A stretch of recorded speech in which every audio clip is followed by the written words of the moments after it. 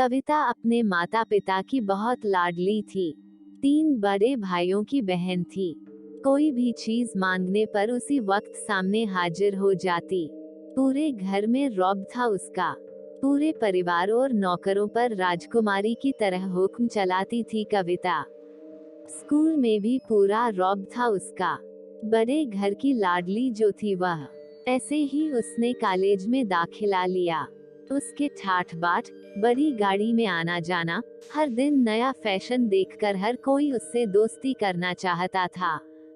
थोड़ी ही दिनों में उसके बहुत से दोस्त बन गए। पूरे कॉलेज में उसकी अपनी ही एक पहचान थी। इन दिनों उसके घर एक रिश्ता आया। खानदानी लोग थे और पापा की पुरानी जान पहचान थी उनके साथ। कविता के साथ कोई जबरदस्ती नहीं थी, पर कविता ने फिर भी हाँ कर दी, क्योंकि वह अपने परिवार से बहुत प्यार करती थी। वह जानती थी कि वह लोग उसका अच्छा ही सोचेंगे। लड़के का नाम राज था। राज काफी पढ़ा लिखा और समझदार लड़का था। ससुराल वाले भी बहुत अच्छे थे। ससुराल में कविता की जगह वैसी ही थी जैसी कि मायके में। कोई भी कार्य कविता की सलाह के बिना नहीं होता था। सबकी लाडली बहू बन गई थी वह। फिर उसके घर एक बेटे का जन्म हुआ। राहुल कविता को जान से प्यारा था। पोता पाकर ससुराल वाले तो फूले नहीं समाते थे। कविता कभी कभी सोचती कि उसकी किस्मत कितनी अच्छी है। उसका हर अपना उसे कितना प्यार करता है। चाहे जीवन में कैसा भी समय आए, मेरे अपने हमेशा मेरे साथ हैं। मैं कभी अकेली नहीं हो सकती। कितनी खुशकिस्मत हूँ मैं।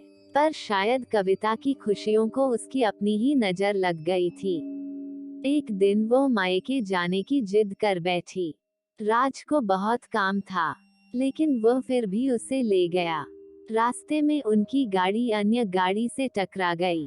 कविता, राज और राहुल बहुत बुरी तरह से जख्मी हो गए। काफी दिनों के इलाज के बाद राज और राहुल तो ठीक हो गए, लेकिन कविता पूरी तरह ठीक ना हो सकी। सर पर चोट लगने के कारण वह अपनी आंखों की रोशनी खो बैठी। अब कविता की किस्मत जैसे उल्टे पांव चलने लगी। मायके वाले कुछ दिनों तक उसे मिलने आते रहे, फिर कभी कभार फोन ही करके पूछ लेते कि अब कैसी हो। धीरे धीरे ये सिलसिला भी कम हो गया। ससुराल वालों की सहानुभूति भी कम होने लगी। घर में किसी को पास बैठने के लिए कहती तो जवाब मिलता, बहुत काम है, अब तुम भी हाथ नहीं बंटा सकती। राज भी चिड़चिड़ा हो गया था। बस राहुल ही था उसके साथ, जिसके साथ हंसते खेलते उसका वक्त गुजरता। एक दिन कविता के हाथ से कुछ सामान गिर गया, जिसकी वजह से राहुल को हल्की सी चोट लग गई। कविता के सास ससुर ने राहुल को उससे अलग कर दिया कि कहीं उसके ना देखने की वजह से बच्चे का कोई नुकसान ना हो जाए। कविता अंदर से टूट चुकी थी। एक दिन उसने सबके सामने मायके जाने की इच्छा रखी तो राज उसे तुरंत मायके छोड़ आया, जैसे कि वह भी यही चाहता था। लेकिन राहुल को उसके साथ नहीं भेजा गया। कविता कभी राहुल से दूर नहीं रही थी, पर अपनी कमी के कारण उसने ज्यादा बहस नहीं की। कविता को लगा कि वह 3-4 दिन वहां रहेगी तो थोड़ा हवा पानी बदल जाएगा, क्योंकि वह कितने दिनों से कहीं भी बाहर नहीं गई थी। घर वाले भी इतने दिनों बाद उसे देखकर कितने खुश होंगे। कविता के घर पहुंचने पर सब लोग बहुत खुश हुए। खाने में सब कुछ कविता की पसंद का ही बना था। उसने अपने मम्मी पापा और भाई भाभीियों से दिल खोलकर बातें की। उनके छोटे छोटे बच्चे भी बुआ के साथ घुल मिल गए थे।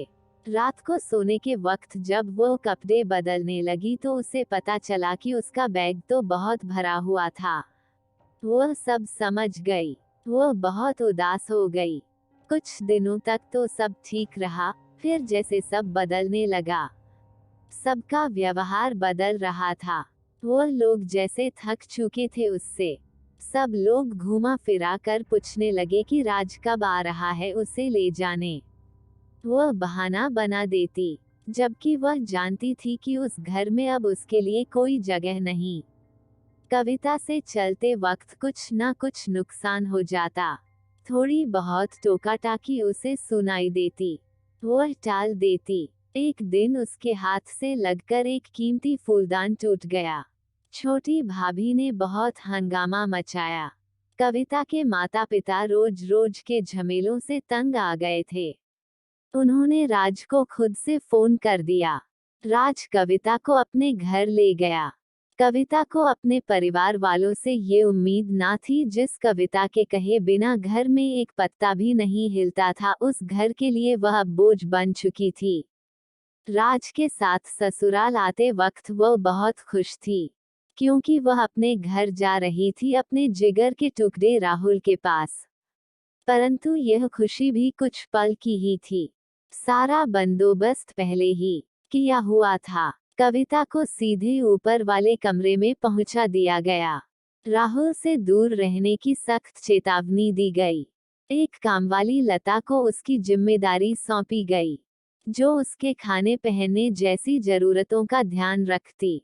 कविता ज्यादातर चुप ही रहती। कभी कभी कामवाली लता से थोड़ा बतिया लेती। उसके जरिए राहुल का पता चल जाता। सबकी लाडली बेटी और बहू सबके लिए लाडली से बोझ बन चुकी थी।